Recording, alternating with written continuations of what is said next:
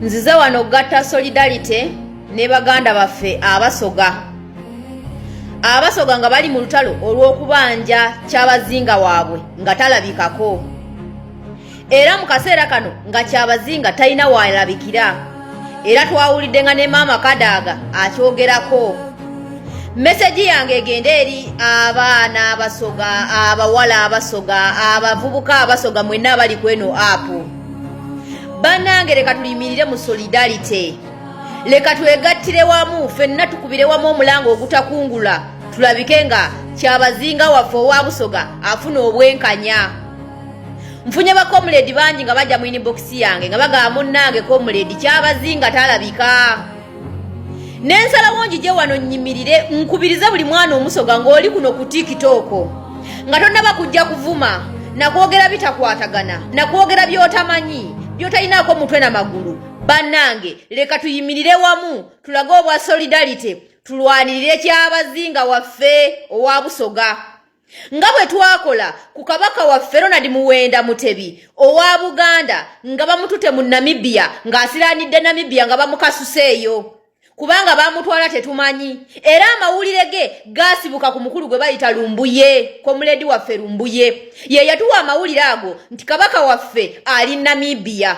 Era abantu bangi nnyo bano banaji wadde omuliro abawuzi b'obunyama batandika okuvaayo ne balumba Lumbuye, ne balumba komuledi Lumbuye nga bamugamba byayogera tabimanyi, byayogera bikyamu nti era kabaka waffe owa Buganda ali Germany gyafunira obujjanjabi. Ani yakikola ng'ekyo? Ye Katikkiro wa Buganda Charles Peter Mayiga ng'agezaako okubuzaabuza abaana ba Buganda nga tebamanyi kabaka waabwe gyali. Lumbuye n'agamba abaana ba Buganda temuloba, kabaka waffe ali Namibia.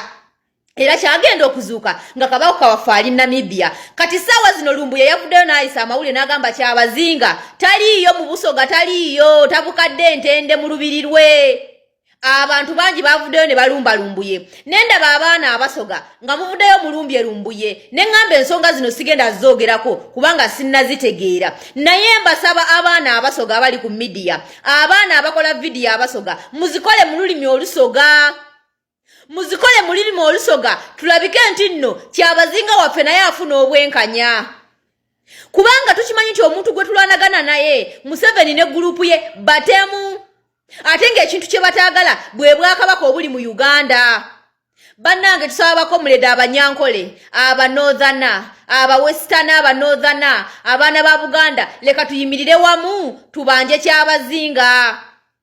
Tutekeyo eddoboozi lyaffe ku Kyabazinga, tuyimirire mu solidarity. That's how when we are going to win this.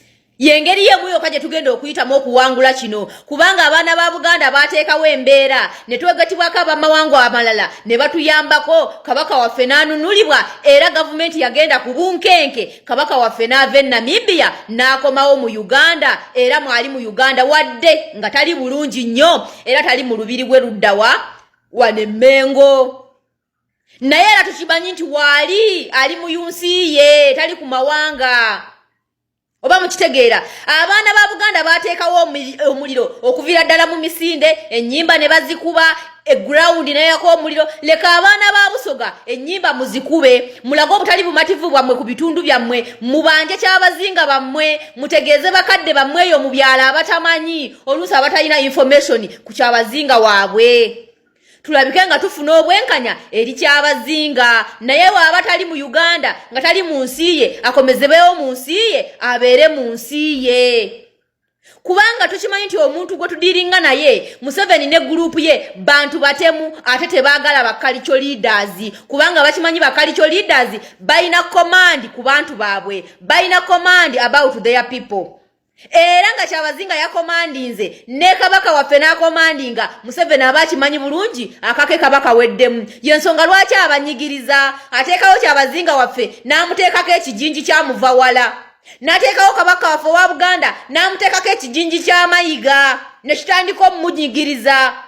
Mayiga muva wala abo babloka ba Museveni era be bakolera Museveni emirimu gye mu bwakabaka bwaffe era be baliwo be badiraza abakutula olutindo wakati wa Museveni n'obwakabaka waffe n'abaana ba Busoga n'abaana ba Buganda. Bannange leka tugattire wamu eddoboozi lyaffe tubanje Kyabazinga.